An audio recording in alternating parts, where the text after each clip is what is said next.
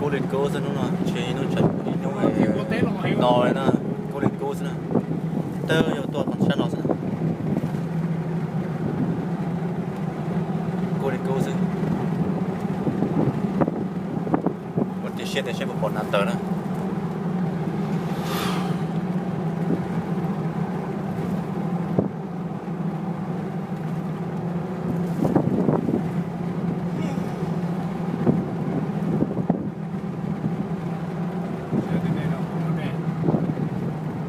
Lê Isabella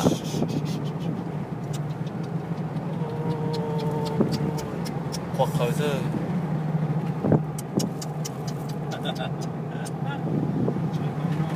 tập mấy tờ nhá khởi giờ có đây là đi giàu rồi trong bao nhiêu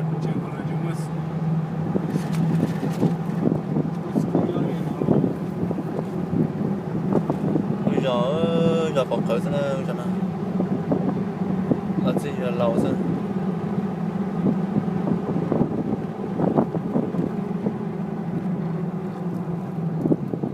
trong xe đấy mà chỉ một chân đông bỏ khởi xe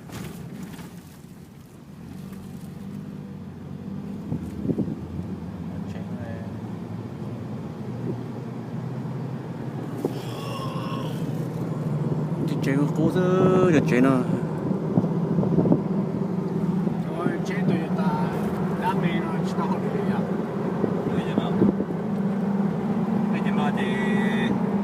bài lý ó lên là bên lưng này bây giờ nó ok được chưa không sao nó thì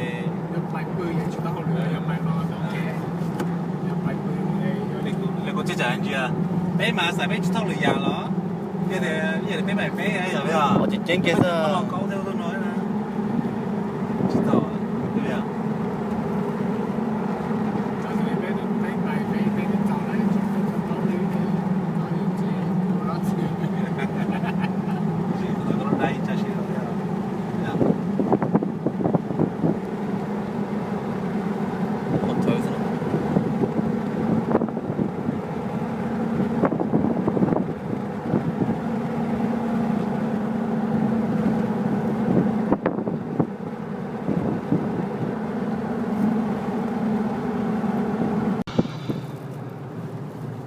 còn khởi nữa đúng rồi có sẽ có đấy cho mình chị em chăm thôi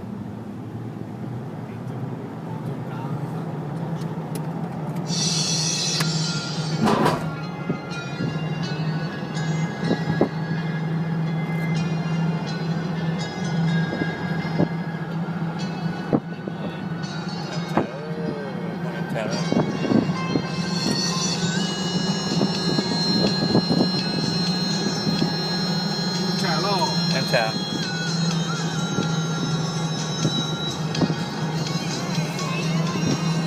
giờ sẽ chạy chạy không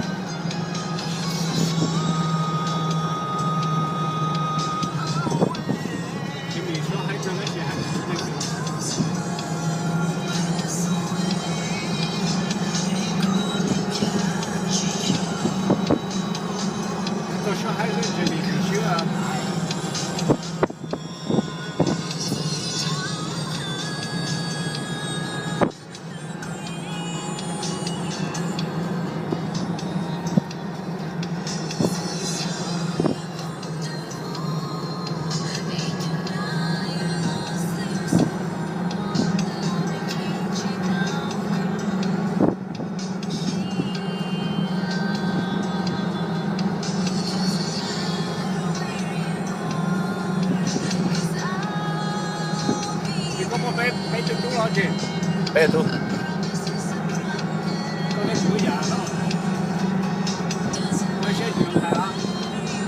sao mà cho nhẹ đâu cho nhẹ đâu à nhóm baoเลยsang cái gì có hai mà chơi tao chưa nữa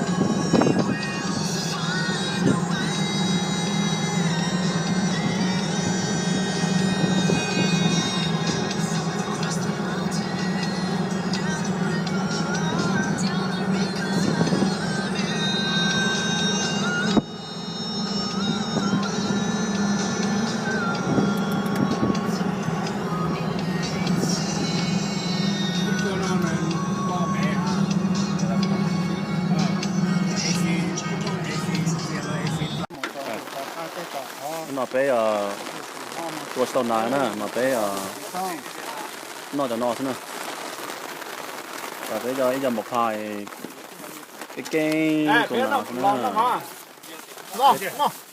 ổn đây tập nào bây giờ cho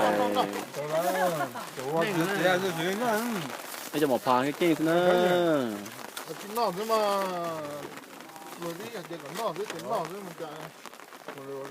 ở bao cổ chi nè, tuần nào nè, có tiền à?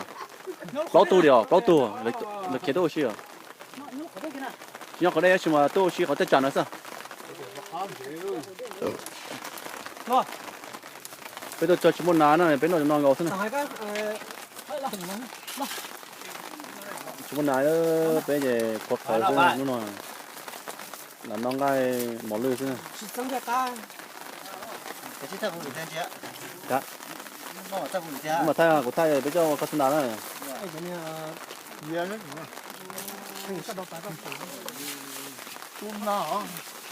Để rồi nó bé cho tôi nó đặt nó bé một rồi chúng tôi nói nó bé về đặt nó về nó mà hay nó mà nó bé nó mình mỏ lưới nữa.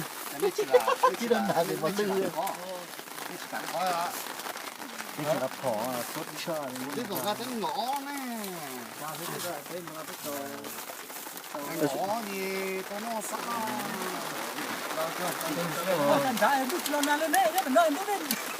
Dạ, đã chưa mai mà. Còn lọt tỏ lọt thôi. Dân đã chỉ nhìn từ đó thì không ngủ cái sợ vậy kìa. Đấy trẻ nè. Lần nào xưa nó chỉ biết tôi tuần nào cái ta chỉ lo cái chưa lần đỏ luôn thôi